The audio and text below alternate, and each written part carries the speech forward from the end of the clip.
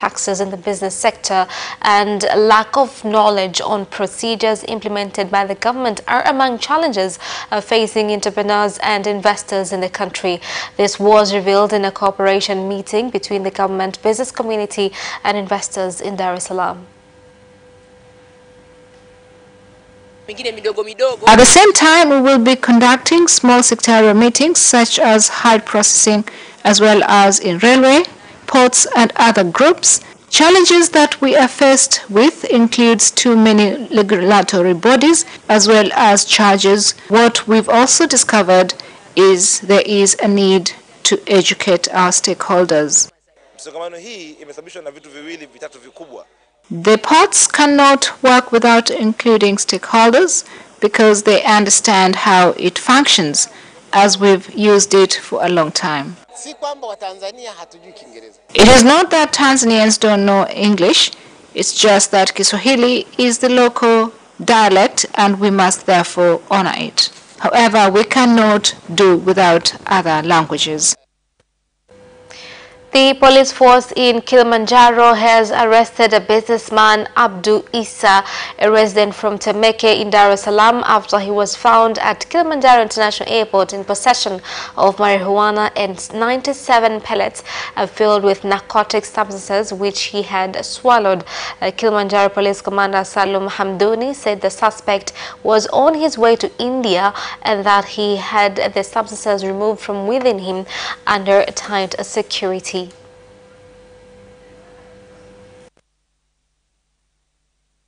Hiyo ya gongo, jumla ya misokoto ya bangi 930. Some marijuana and cat has been confiscated and the suspects are in custody. There was an incident also whereby drugs believed to be heroin was confiscated at Kilimanjaro International Airport in Hai, whereby the suspect Abdul Issa Fusi, aged 54, a resident of Dar es Salaam, was arrested. The Minister of Energy, Dr. Menad Kalemani, has directed the supervisor of a Rusumo hydropower project, which will benefit Tanzania, Rwanda and Burundi, to ensure by December 15th compensation has been paid to residents who will be affected by the project, as well as to start construction of a health center at Rusumo village. Minister Dr. Kalemani gave the directive when inspecting the project, accompanied by the Minister of Energy from Burundi, Engineer Kam Manirakiza, and the Minister of Infrastructure from Rwanda, Ambassador Claver Gatete. Hili swala la fidia la watu wa kwenye mafuriko. On the issue on compensation, 300 million was given. Why have they not been compensated? Everything is in order. That's why I came today. We want the engineer and team of experts to finish on time. They've asked for more time, of which we've refused. They must bring us recommendations to see if there is a real need to add time. And that is the end of national news. International news follows next.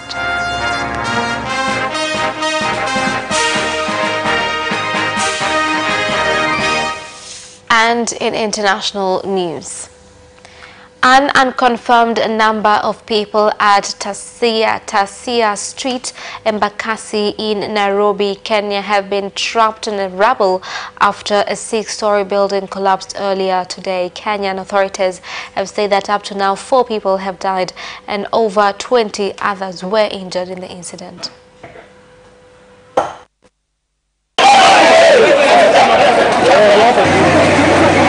Ambao wameokolezwa kufikia saa 7:30. 8 people have been rescued so far, and all of them are in hospital, with 2 people being confirmed dead. However, the rescue efforts are ongoing so as to save lives of many people. I found a baby crying. He cannot find his father. When the incident occurred, his father was washing clothes. I believe that he is alive. He might be found alive or could have been outside the building when the incident occurred. The house had issues. For us who have been living here for a long time, we are aware of its weaknesses.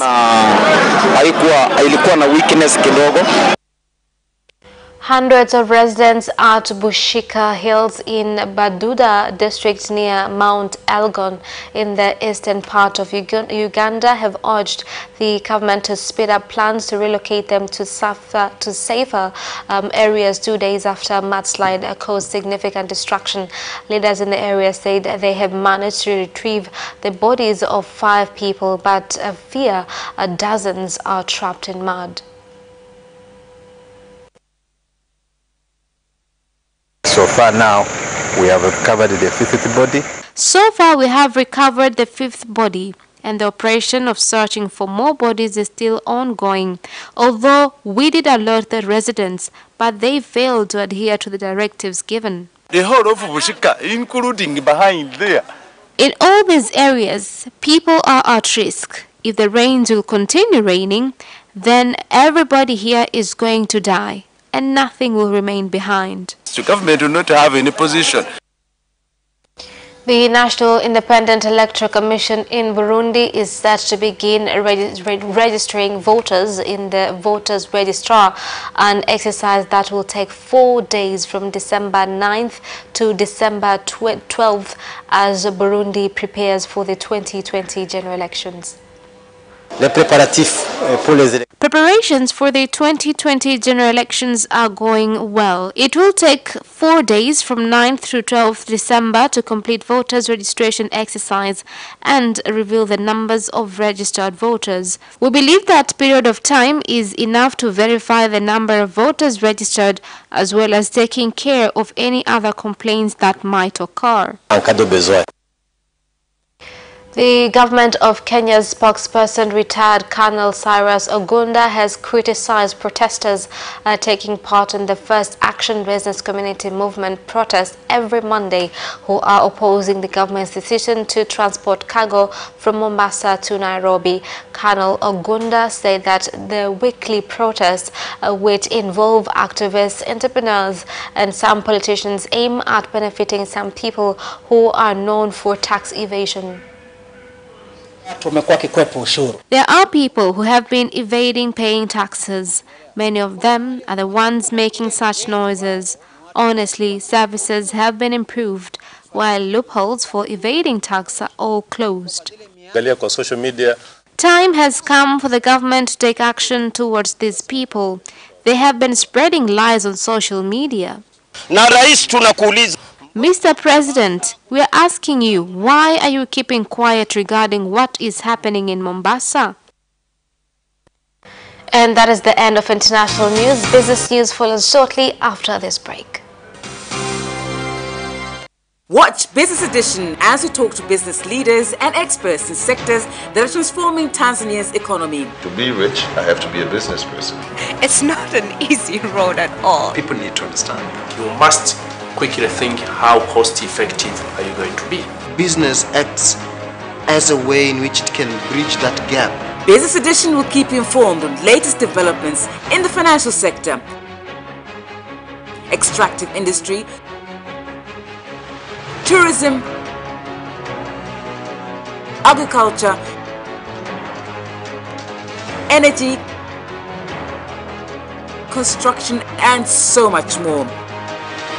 Meet entrepreneurs who create employment opportunities. Watch Business Edition on Friday at 8:15 p.m.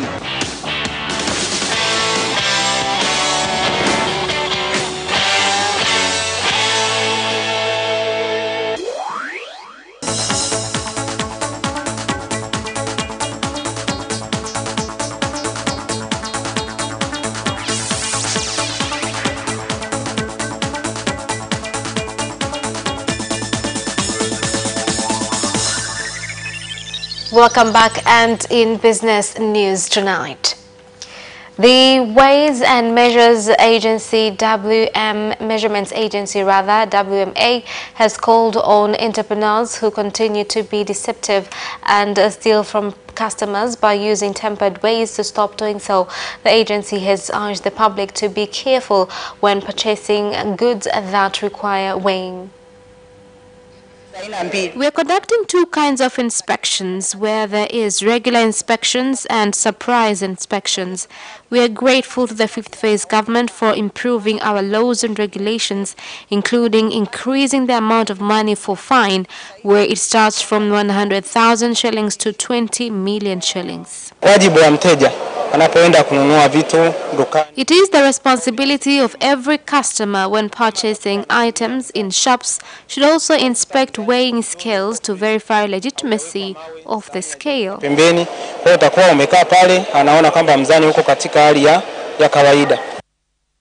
Inflation in Zanzibar has continued to rise, with October statistics showing a 0.7 increase. This has also led to increase in food prices, but the public has been reassured that this is not something to be concerned about.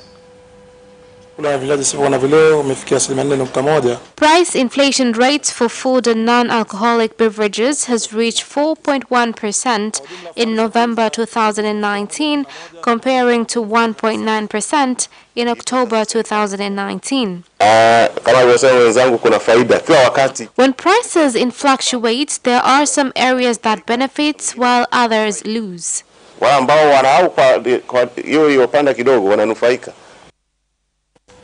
And Serengeti Breweries Limited has started a campaign on discounted prices for various alcoholic drinks so as to enable customers purchase them for their families and friends during the Christmas and New Year holiday season. Today we are officially launching what we call our gifting campaign, where we are giving our consumers an opportunity to gift their loved ones, family and friends over this festive season with some of our premium products that we supply, like Johnny Walker whiskies. And that is the end of business news. Sports news comes up next. Away first time, good start from Bolt. Bolt leading a moment and going away. Gay trying to go with him, and he's being dragged through the second place, but he's going to win it by 2 meters. Away first time, good start from Bolt. Bolt leading a moment and going away. Gay trying to go with him, and he's being dragged through the second place, but he's going to win it by 2 meters.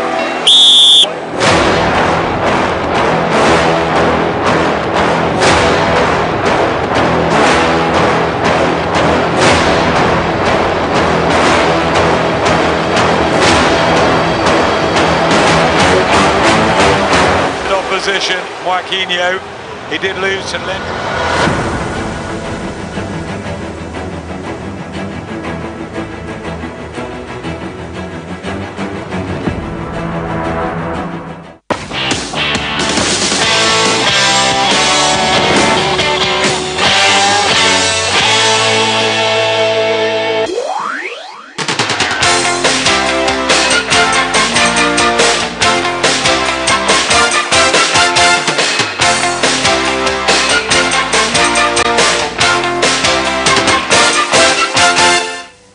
In sports news, the Jakaya Mrisho Kikwete Youth Park has commemorated the World Disability Day with a sports bonanza involving children with disabilities and those without disabilities. And also from the various guests. This year we wanted to involve all of the schools part of the project since we started, while the years before we focused more on the schools we were working with in that specific years. Chelsea have been freed to spend again in January with an appeal to the Court of Arbitration for Sport, seeing their two-window ban cut in half. Here's the report. FIFA in March, when World Football's governing body took action against the Premier League outfit and their registration of foreign players under the age of 18.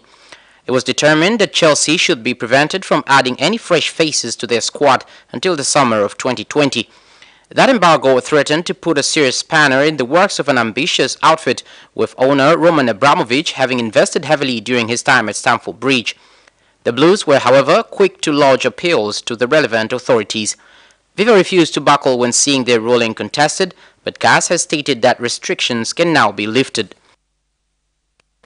Brendan Rodgers has signed a contract extension with Leicester City that sees him tied to the managerial reins at club until 2025.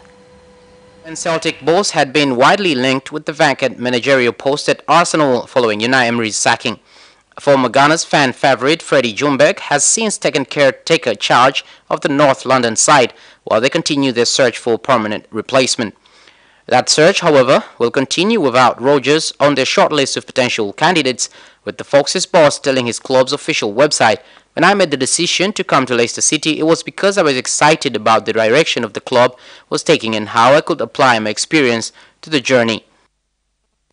Arsenal manager said he has seen nothing wrong with Pierre-Emerick Aubameyang's decision to have a toilet break while the Premier League game against Brighton and Hove Albion was going on. Here's the story.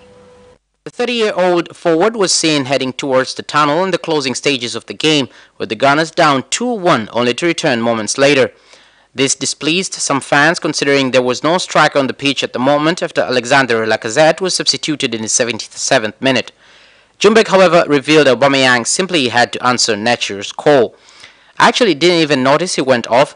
I just saw him come back on after he'd been off for a couple of minutes," the 42-year-old told the media after the game. And that sports item ends our news bulletin for tonight. My name is Khadija Zimbwe. Thank you for watching and a good night.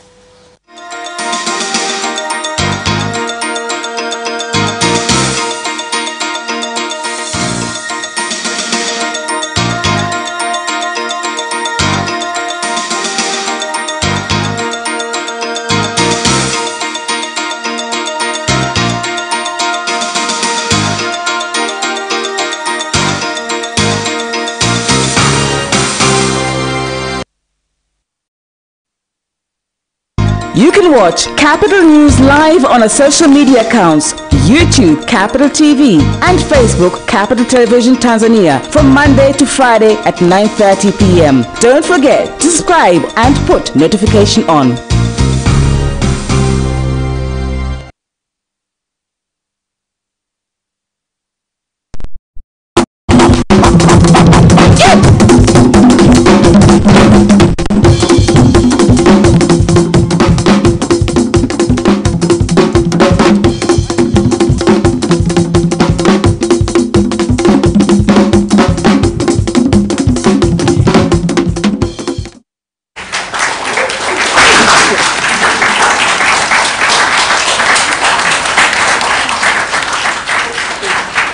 Na habari za wakati huu, mtazamaji wa ITV.